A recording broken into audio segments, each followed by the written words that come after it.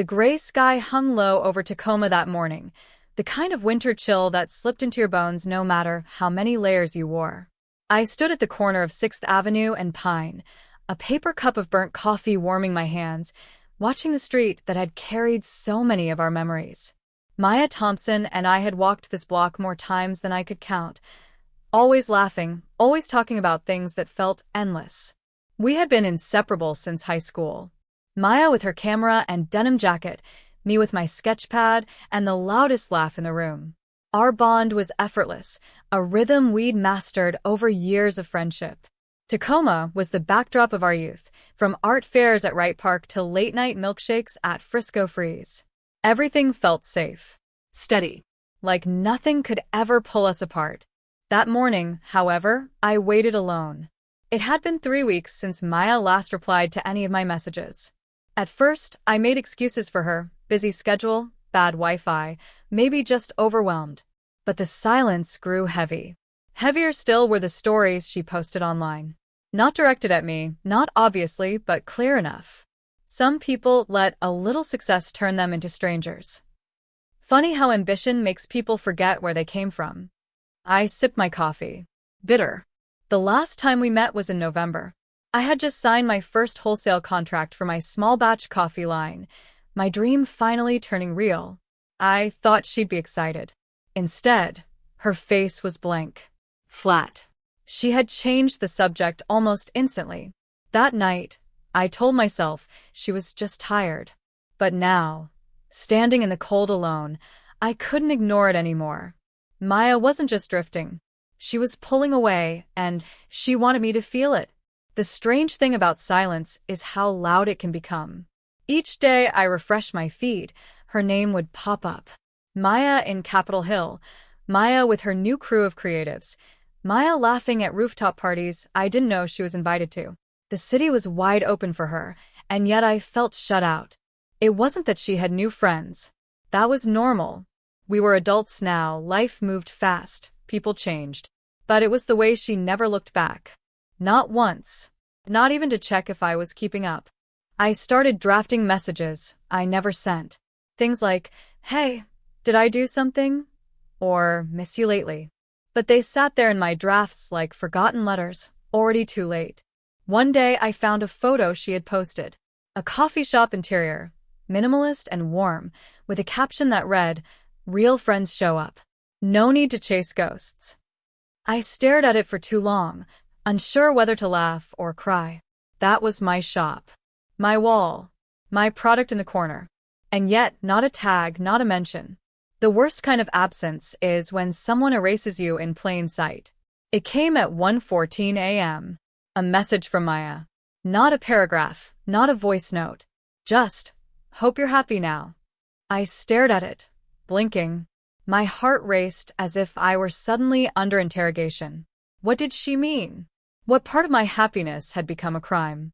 I typed and erased a dozen responses. "What's going on? Why are you doing this? Talk to me." But none felt right. None matched the weight of her words. Sleep never came that night.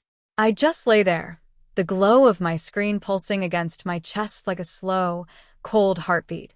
In the morning, the message was unsent. Vanished. But I had seen it. I avoided our usual spots.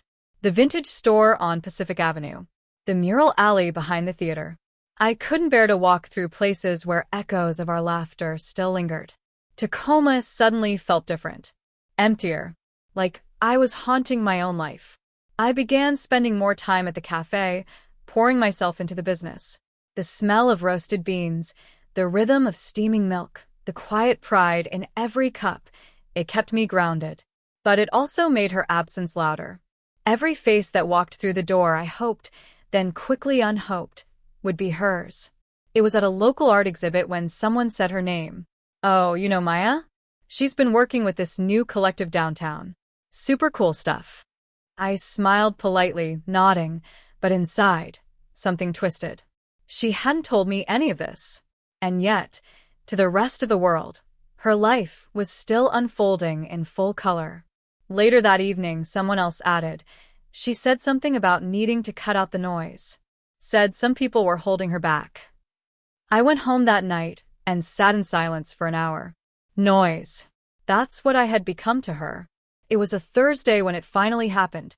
I had posted a photo of my shop's 1-year anniversary. A proud moment. A celebration. An hour later, Maya posted a black square. No caption. Just silence. Her followers flooded the comments with concern and speculation. Then came the story, a text post on a black background. Not everything that shines is gold. Some people fake the glow. It wasn't subtle. It wasn't random. And just like that, I blocked her. No drama. No warning. Just one final click. At first, the silence felt foreign, like a limb was missing. But then something strange happened. The noise faded. I stopped checking her stories. I stopped waiting for her name to appear. And slowly, breath by breath, I returned to myself. I redesigned a corner of the shop, painted a wall the shade of sea glass, donated the jacket she once borrowed and never returned.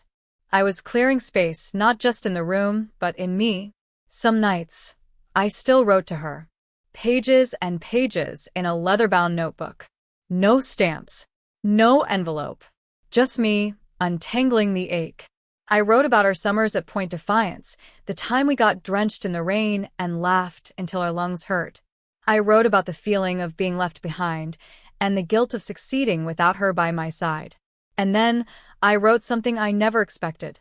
I still love who we were, but I don't miss who we became. I saw her again in March. She was across the street, outside a gallery, camera in hand. Her hair longer, her smile quieter. Our eyes met. There was a flicker, something like recognition, something like mourning. But no wave, no step forward. Just two people with too much history and nowhere left to place it.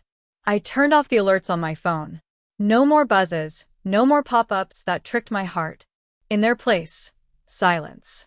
Not the empty kind, but the kind that lets you breathe. I opened the shop that morning to sunlight pouring through the window. A new customer walked in, asking for a recommendation.